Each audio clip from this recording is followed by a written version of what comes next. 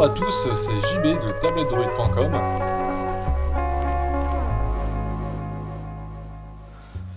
Aujourd'hui, je vais vous présenter la tablette Lenovo, donc le modèle A107.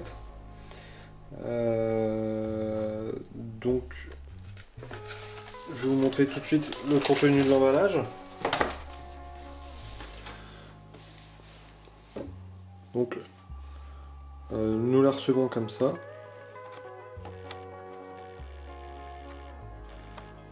Donc la tablette vient au-dessus. Dedans, nous avons le chargeur qui est dedans. Et plusieurs accessoires. Donc là j'ai mis le chargeur. On a un câble USB, un mode d'emploi et plusieurs informations sur les papiers de la garantie et tout ça.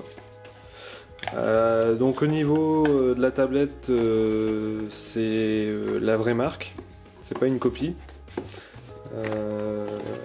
Les modes d'emploi et les garanties indiquent les vrais sites de Lenovo. Donc à ce niveau là il n'y a pas de souci. Donc au niveau de la tablette on tourne sur du capacitif. Donc sur du Android 2.3. Au niveau mémoire vive, on a 512 mégaoctets, interne 2 gigaoctets. Donc c'est un écran 7 pouces. Au niveau de la résolution, c'est du 1024 x 600, ce qui est plutôt pas mal. Au niveau de la vidéo, elle peut supporter du 720p, donc je vous confirmerai ça lors de mon test complet. Et puis c'est tout, et le processeur c'est du Cortex A8. Donc au niveau de la tablette, bon là elle a beaucoup de traces parce que je l'ai déjà manipulé. C'est du plastique brillant. Donc on a une caméra à l'arrière, on a une caméra frontale qui est ici, pardon. Juste ici. On a des boutons tactiles qui sont rétro-éclairés. Voilà, comme vous pouvez le voir.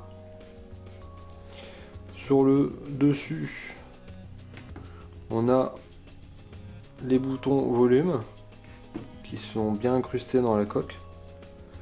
On a un bouton on-off. Alors, je suppose que c'est pour le Wi-Fi.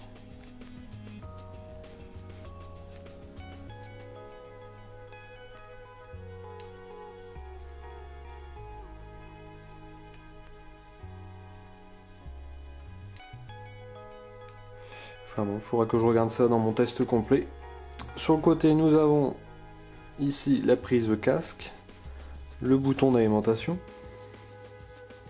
Et de l'autre côté, nous avons une sortie pour le haut-parleur, une sortie micro USB et un cache. Et en dessous, ce cache pour une micro SD.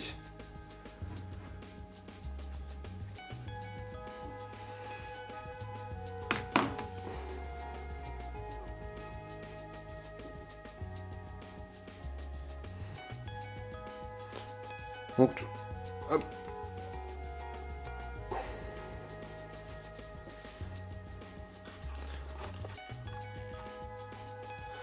Dès la réception, j'ai déjà fait la mise à jour à la tablette. Donc là, pour information, on est sur du...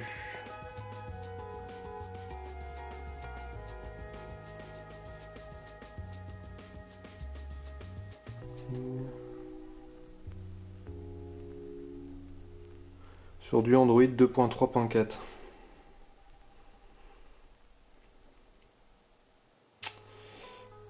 Voilà.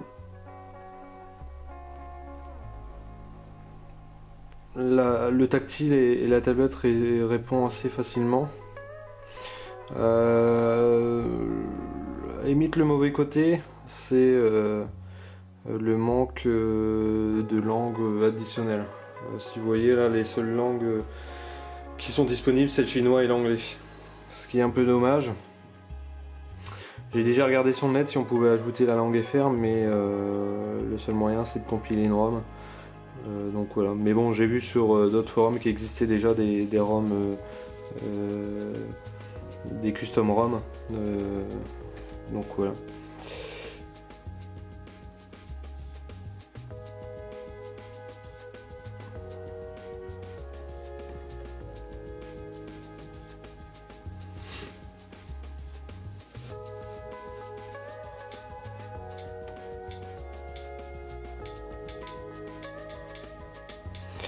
Au niveau du clavier, c'est vachement impressionnant comment le clavier réagit bien.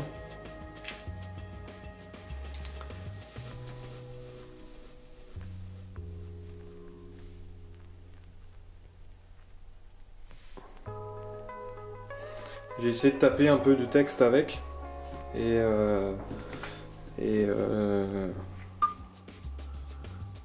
le clavier virtuel est vachement ergonomique. Bon, la rotation n'est pas activée visiblement.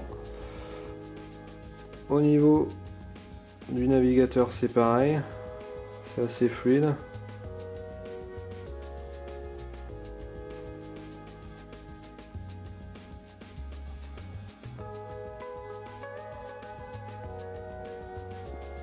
Et le multitouch fonctionne bien.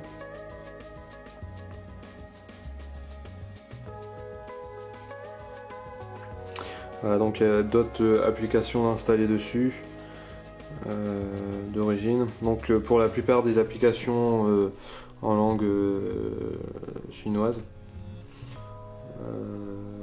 Donc voilà, il faudra faire un petit tri, je pense.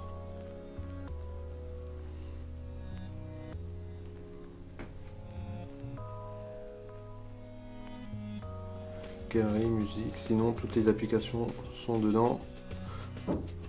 Ah, j'ai pas vu.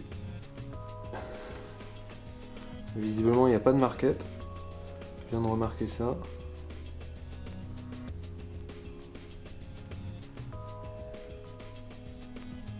Non, il n'y a pas de marquette dessus.